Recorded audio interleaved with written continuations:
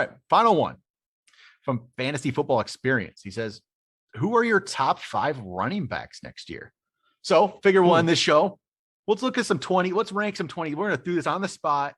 Maybe we rank 10 even. Maybe we go 10 deep here. I'm going to post this on the website.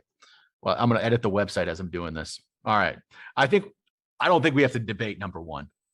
It's Jonathan Taylor next year. I think Jonathan Taylor's number 1. I would agree with you. I don't think it's a debate. I think you would debate Derrick Henry, right? That is a debate. I'm not going to say that it's clear cut like that because some people will not be scared off by the injury. I mean, it will be slightly.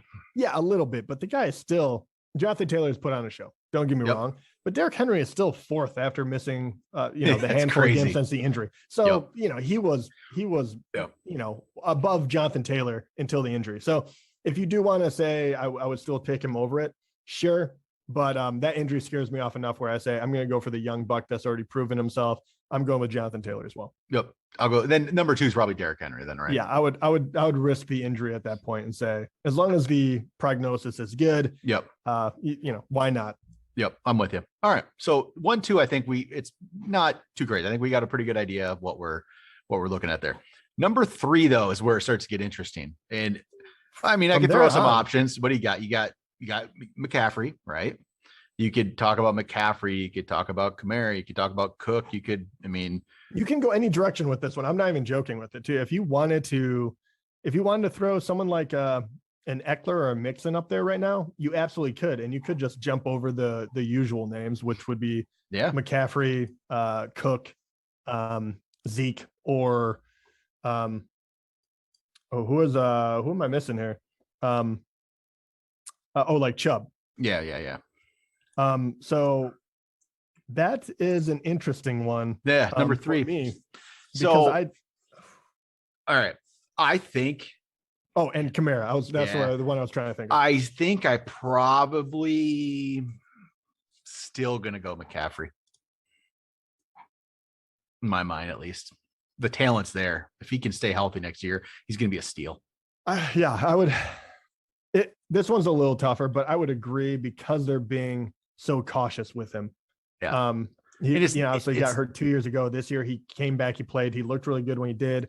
As soon as he's injured again, they're like, we're shutting him down. It's not worth it. So, I don't think they haven't been like serious injuries either. So shouldn't have long-term effects, but I'm going to go McCaffrey 3. I would agree with you. Number 4 though. I don't know. This is where kind of like what my whole thing came up. I right now, I truly am wondering, is this finally the moment where Joe Mixon can be up here and you can? I'm with you. I'm actually, I was thinking Joe Mixon. I feel more confident in Joe Mixon than I do like Alvin Kamara, Dalvin Cook. Joe Mixon, I mean, I'm going to say this, he's going to get hurt next week, but he doesn't seem to get as hurt. Cook's there all the time, but I feel like Mixon a lot of abuse over the years too, and he keeps on trucking. And finally, that team is in a place where you can't just focus in on the run, and it's showing. I mean, he's ranked the number 3rd overall back right now. He's and besides for Jonathan Taylor, who's running away with it. Yep. Eckler is the only other person that's ahead of him, and that role, which I absolutely love. It's just not as guaranteed as far as goal line touches and whatnot. I think Joe Mixon's the guy there. So I did too. Unbelievable. I did not think that even 5 weeks ago, to be quite honest. No, it's just, he feels like he's going to be a safe option at this point. I feel really good about it. All right. So we got 1 through 4, but what about number 5 here? This is where I think I go back to, I think this is where I probably go back to, I'm probably leaning towards Dalvin Cook. I'm good with that. Yeah. Again, this is where I think you can get some value in maybe now. If you get Dalvin Cook at 5, that feels pretty good next year. I'm on board with Dalvin Cook there. And this is the one that gets really interesting for me because I think there's a handful of guys that you can make an argument for after Cook for me. Who would you have go? Is this number 5 or 4? Cook was 5. So okay, 6. 5.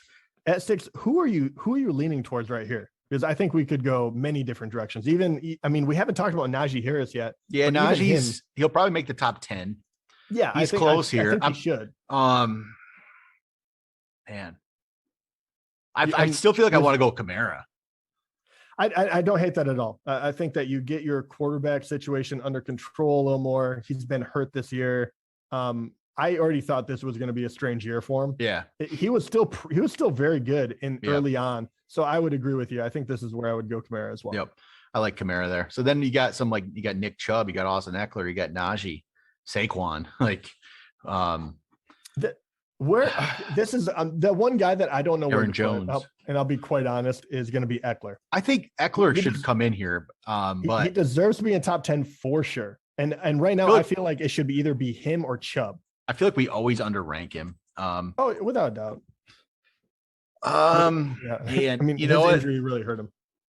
I think you go Eckler at 7, Chubb at 8. I like that. Eckler 7, Chubb 8, probably Najee at 9. Najee 9. Yeah, I think then do you go Saquon to round out your top 10? Do you feel any comp? Do you feel even like a top 10 with him? Other options would be out of our top 10. Yeah, I'm not putting Zeke in the top 10. Yeah, no, I laughed. It was just I'm looking at it. Other ones are Aaron Jones, but AJ Dillon. I can see AJ Dillon have a much bigger role next year. I'm not going to be putting AJ or Aaron Jones. No Aaron Jones, no Zeke. I'm trying to think of some other names here. Who am I missing? Honestly, Antonio Gibson, probably not. He's just beyond that. Would Swift? Swift is another option, but I don't know if he would sneak in there yet, but he's sneaky right now because he's 13th. You could go Swift as of right now on a better team, hopefully. And Henderson, unbelievably not as far off as we thought. I probably wouldn't put him in the top 10. Well, we got Akers back next year. Who else am I? Oh, that's true. I'm not gonna lie. I'm probably gonna take Henderson as like that value pick because I've never seen anyone come off an Achilles injury and be worth anything. And I have a feeling everyone is gonna want to love on Akers. I think Henderson, even if he only drops 5-7 spots, I think he'll be a good pick. Well, so I think for me, it's else that we're missing. Not really. I don't think there's not really anybody here because then you got the James Robinson, the David Montgomerys, the Josh Jacobs, Antonio Gibson. Javonte Williams is going to be an interesting guy. Like I'm not going to put him there yet. Yeah, you can't put him in the top 10, but I really do appreciate J.K. Dobbins. I know I can't put him up there yet. So to me, it's Swift or Saquon. Swift or Saquon to me. I think because of I gotta go Saquon. I love Swift. Saquon is too good.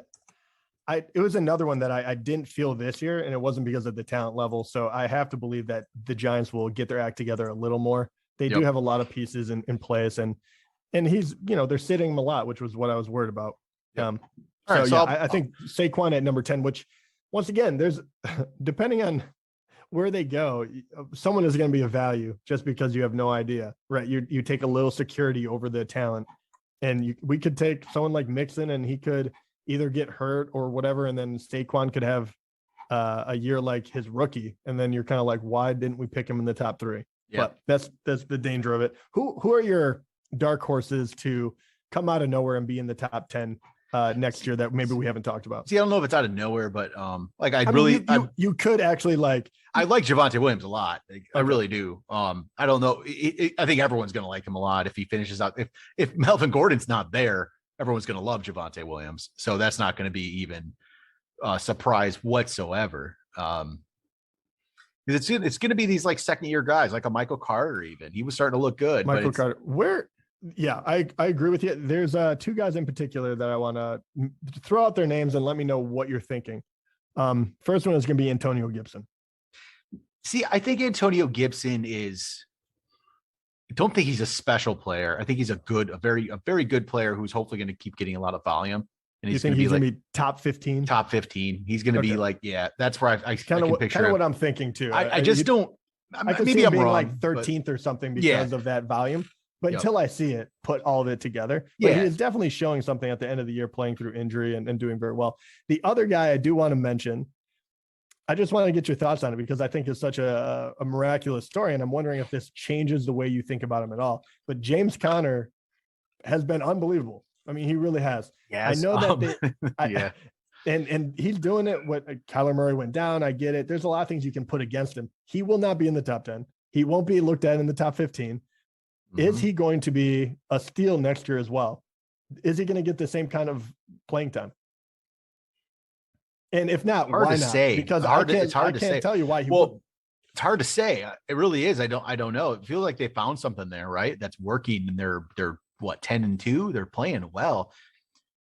Well, yeah, I think well is an understatement. 10-2, and you didn't have Kyler Murray for what, 3 games? Yeah, so it's going to be one of these players where I think he's going to be a value if he's there. If he's the guy yet again, a good chance. James Conner is going to be a really good value because he's going to get ranked in the 20s, in the low 20s. There's so many other players that people are going to fall in love with. These other guys are going to get up there. Like I said, Javonte Williams is going to go up there. Michael Carter's going to go up there. Yeah. Elijah Mitchell, if he's the back, like he's going to be up there. Like there's so many. Cam Akers will probably get ranked ahead of a Connor of people and Dobbins. And then what rookies are coming into the league that people are going to fall in There's love not with, a lot. That's the one thing. The rookies next year aren't going to be as interesting. Some of the top prospects are like Breece Hall, and it just depends on the situation where they go. I was going to say situation. Someone is going to fall into that role. Yeah, right? It all depends on where they go. That's where it's going to change because there's not going to be the guy that you're like, oh yeah, this guy's amazing. Because this year Najee's the only one. Javonte's coming on now a little bit. Well, we said he was the only one, but I was pretty high on Dobbins, and I thought ETN could have been really well. True, good. and I guess Elijah Mitchell's a rookie. I forget about him. Yeah. He's been solid, right? So I mean, it is kind of unbelievable. But saying that, we already knew that Najee and especially him and Dobbins, we were already pretty much. But what about the one rookie from 2 years ago, I should say, that completely fell off? Clyde Edwards-Helaire. Can he come back? Can he make his name more relevant? Because he went from being like a top 5 pick to like a top 10 to like now he might not even be in the top 20. I think he can. I think he's a top 20 guy, but I'm not going to bank on him getting better than that. But I could see a scenario where they have to run a little more though too, the way the defenses are playing against them. So you could start to see them utilizing him more. I just don't think he's a special talent either. He's fine. And the offense isn't as explosive right now. So it's just not as great of a situation as we might have thought it was originally. But it's not going to be a bad pick. I don't think he's going to be a bad player to have next year. He's definitely fallen down. Like maybe you're going to get him like 22 or 23 even. Who knows? To me, interesting to see how it all shakes out. Because there's other guys we haven't talked about, David Montgomery and Josh Jacobs and Aaron Jones, like these middle guys, but a lot of backs, actually, a lot of interesting backs. Yeah. Last one I will ask you about because his name didn't even register when we're talking about this list. What kind of value does Cordero Patterson hold next year? I know that's an interesting question. I know it's too early to really tell what Atlanta is going to do, but they use him in the passing. They use him as a running back. I don't think he's going to have a home there, I think, in some capacity. And you have to think they have to rebuild, so they're not going to go out and get a primetime running back. I just don't see that. I mean, maybe they will, but I think it'd be a terrible idea. I just would worry that this was a 1 year flash in the pan because Cordero Patterson's played for a while. Yeah. And that's my worry is like, okay, yeah, one great year, but we've seen one great year from people before and you never do anything again. I mean, shoot, we saw one. I mean, there's plenty of names. You can mention 1,000 names that have had one awesome year and you never not heard from again, but they just never even came close to living up to that again. Patterson could be that. And because he has such a long history of just being a good gadget player, but not an everyday player, it just worries me. So I think I would hesitate on him. Man, I'm saying there's probably 30 guys that are going to be in the top 20 somehow. So I don't know how this is going to play out. Well, Leonard Fournette, we haven't said Leonard Fournette's name. Yeah, well, and for me, he's as long as Tom Brady's there, he did really well this year, and he usurped, Rojo for sure, which wasn't a surprise to really anyone. Mm-hmm. But how long does that actually go? He feels like he's been around forever. I know he's still a relatively young guy, but he's one of those guys that just takes a beating every time he runs the ball. It feels very difficult to rank him too high. Because it does. Yeah. Oh, yeah. I think he's going to be one of those guys you can get as a value again. So, yeah. Oh, it's going to be interesting. Oh, man, I can't wait for next year for draft talk. I love it. You're just looking at all these different guys, and I'm like, there is so much to wonder about. And, what if trades happen? What if people move around? Running backs, for the most part, it has not been good to sign any of them to big contracts. So who will take the big contract to go to a bad team? Who's going to do this? Who's going to do that?